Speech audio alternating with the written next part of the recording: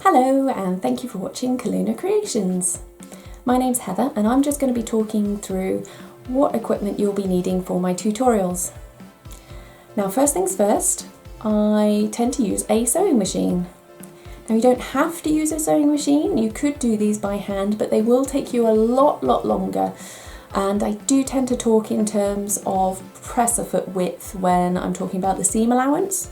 So if you are doing this by hand, you will need to leave probably about 5mm between your seam and the edge of the fabric, okay?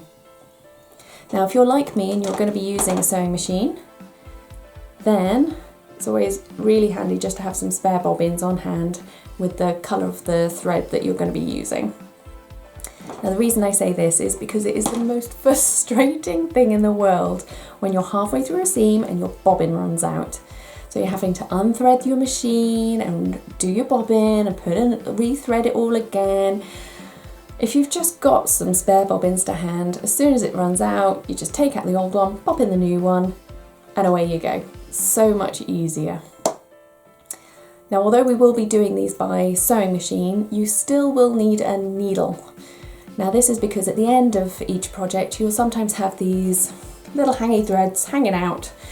And it's a lot easier just to grab a needle, thread them through into the lining, and it makes it so much neater and polished. Now the next one's a bit of a no-brainer, but you will be needing an iron and an ironing board. Now, the reason I'm even mentioning this is because when I first started, I was so keen just to get on with it. I wouldn't even iron my fabric before I cut. And I might not even iron it once it was cut. I would just get onto the sewing machine, sew away, be merrily just making whatever I wanted to make. So you can do it that way, but the trouble is if you don't iron it first, then you'll never cut the pieces quite straight. They will never be quite the right size. So when you come to sew it, it's really hard to get them to line up properly. They're a little bit wiggly, nothing's particularly at right angles. So just make yourself lives a lot easier and iron your fabric before you cut it. Once you've cut your pieces, I'd recommend you iron them again, just in case you have crunkled them up as you were like putting them to one side or whatever. And also when you go to do top stitching, always give it a bit of an iron first, just so that everything lays nice and flat, nice and crisp, so that as you're running the sewing machine over them, it all looks lovely. Right, the other thing that is a bit of a no-brainer is fabric. You are going to need fabric. Now, I'm probably going to be repeating myself actually in these tutorials because it is something that is very close to my heart. But I would really love it if you use old fabric rather than buying new. Now the reason for this is because the huge volumes of fabric that goes to landfill every year is just heartbreaking. So before you start your project, have a look around your house, see what you've got, because no doubt you will have old clothes, old tablecloths, old curtains, bed linen, anything like that. All of it, if you were planning on throwing it away, just don't and use it in one of these projects instead.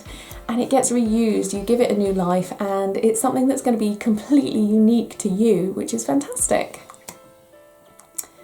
Now, what else will you need? I am slightly in love with these fabric clips. Now you don't have to have these ones, you can just use pins. But what I found, because I use old exhibition fabric, it's really tough stuff. It's quite hard to get your pins through. But even if you're not using that, I used to find with cotton even, you try and get your pins through, it sometimes wiggle the fabric around and you wouldn't quite line up quite properly. Whereas I find with these clips here, you just clip them on the edge and it's quick, it's easy, it doesn't leave a hole, and it's great. The other thing that I find is much easier to use is a cutting mat and a rotary cutter. One of my friends bought me this and it's been fantastic. It just means that it's so much easier to do things at right angles now, because you just line it up along the grid on the actual mat before you cut, and it's just, you know, everything's gonna work out all right once you cut it on here. Again, it is a bit of an investment, and so you don't need one of these by any means. You can just use scissors and a ruler even. Like, it's not a problem whatsoever if you don't have one, but it is just something that I found does make my life a lot easier.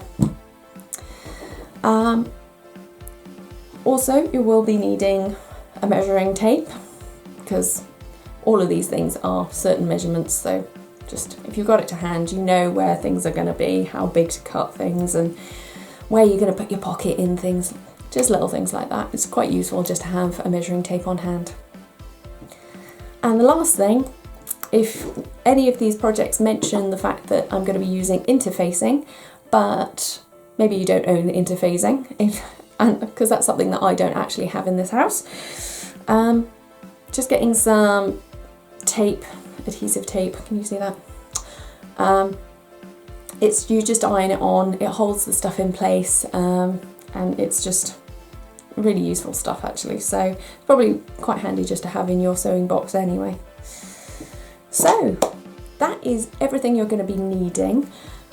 Each project there might be something a little bit additional, so I will mention them in each one. So I think the handbag, you'll need a button and some elastic, and the drawstring bags, you can have a toggle if you wanted one, and some rope. But I will, in each project, tell you about those things at the time, alright. So, once you've got all those bits and bobs out and ready, you'll be good to go start one of the projects. Good luck!